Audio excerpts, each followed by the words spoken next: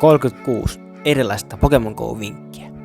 Jos teillä ei ole ulkomaalaisia ystäviä paljon, niin te voitte käyttää Mateoa hyödyksi silleen, että te pinnaatte muiden antamia giftejä.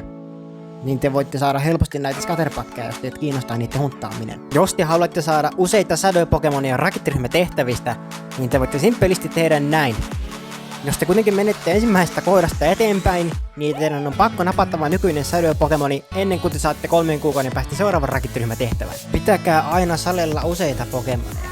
Ennen kuin te heitätte mitään menee, niin katsokaa aina, että oletteko saaneet 100 IV:siä Pokemonia. Tehokas keino hakata ystävän kanssa salia on se, että kun menit yksin ensimmäistä Pokemonia vastaan, ja kun sen olet saanut ja olet siirtymässä toisen Pokemoniin, niin ystäväsi menee ensimmäistä Pokemonia vastaan. Tämä on kikka, mitä käytän ystäväni kanssa usein. Ja samalla kaavalla kolmaskin pelaaja voi tulla mukaan. Ennen kuin te uppaatte mitään, niin katsokaa, että mikä on raidissa. Esim. Nyt on Moltres, niin mitä järkeä uppaa kartana. Käyttäkää lakiekkia ainoastaan, kun on 3-kertainen XP Community Day, tai sitten jos teille tulee Best tai Ultra Friend.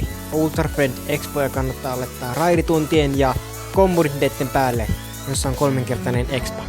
Helppo keino napata legendaria. Ensimmäisenä asetatte Excellentin mahdollisimman pienelle ja toinen odotatte hyökkäystä. Hyökkäyksen jälkeen te heitätte Excellentin. Kuinka saada Pokemonia nopeasti kiinni? Ensimmäisenä te vedätte Marikonia ja Pokepalloa kohti. Samaan aikaan kun ikoni on vedettynä, niin te heitätte Pokepallon. Seuraava vaihe on se, että te irrotatte Marika-ikonista, painatte uudestaan ja sitten vasemmalle yläkulmaan ilmestyy poistumisnäppäin. Ja se on siinä. Helppo keino voittaa showcaseissa on laittaa Pokemonia ainoastaan syrjäisiin showcaseihin. Lahjojen avaamis- ja lähettämisanimaation pystyy ohittaa, kun te painatte samanaikaisesti rastia.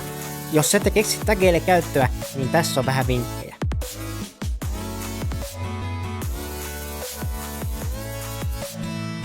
Shadow-Pokemonit saavat lisää 20% lisää hyökkäystä, mutta samalla menettävät 2% suojausta. Vaikka Purifiers nostaa IV:tä ja CP:tä, ovat silti Shadowit parempia.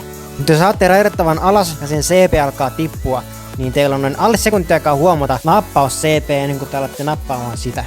Älkää laittako radakarkkeja harvinaisille Pokemonille, esimerkiksi Yangmo-Olle tai Frigibaxille. Syy on siinä, koska nämä Pokemonit tulee yleistymään tulevaisuudessa. Ja jossain kohtaa näille tulee myös Community Day, joka tarkoittaa sitä, että nämä tulee oppimaan uuden Lekosi-iskun.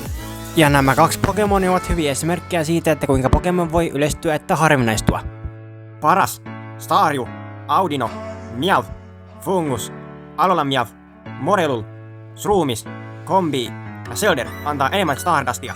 Ja jos kohtaatte näitä kyseisiä Pokemonia tehtävistä, niin älkää napatko ja säästäkää ne Communityitä varten, missä on 3-kertainen Stardusti. Jos Sinnostoneja, Radakarkkeja ja Stardustia kaipaa, niin Kopeteliiga on sinun paikkasi. Jos haluatte saada enemmän perus- ja XL-karkkeja, niin kannattaa nostaa Mega Pokemonin leveliä. Mega-leveliä pystyy nostaa kerran päivässä. 7 kertaa, niin on keskitaso, ja sitten 30 kertaa, niin on max-taso. Ja max-taso antaa eniten karkkeja. Jos te vedätte 200 tai 300 legendaarisia, kannattaa käyttää partyplaytä. Jos te haluatte saada Lucky-Pokemonia korkeammalla mahdollisuudella, niin vaihtakaa Pokemonia, jotka on 3 vuotta ja sitä vanhempia. Riittää, että toisella on 3 vuotta tai vanhempi. Älkää ostako lureja tai mitään erikoislureja, koska näitä voi saada showcasesta, jos voittaa niitä. Tai ainakin pääsee lähelle voittoa. Jos ette yleensä käytä inkubaattoreihin rahaa, käyttäkää inkubaattoreita ainoastaan erikois-eventteillä. Esim. GoFesteinä, Toureina tai hätsäspäivinä. Ennen kuin tajutte 2 vetää Shadow Raidea, muistakaa katsoa, että teillä kummallakin on vähintään 5 Shadow-keviä. Jos te ette saa helpolla rakettiryhmän johtajia tai Giovannia alas, niin kannattaa hankkia Pokemonia, jolla on nopeasti ladattavia iskuja, koska iskut ylipäätänsä antaa sinulle sekunnin tai 2 lisäaikaa. Kuten me nytkin huomaamme, Phoenix ei tehnyt mitään. Toinen keino hidastaa on Pokemonin vaihtaminen ottelun aikana.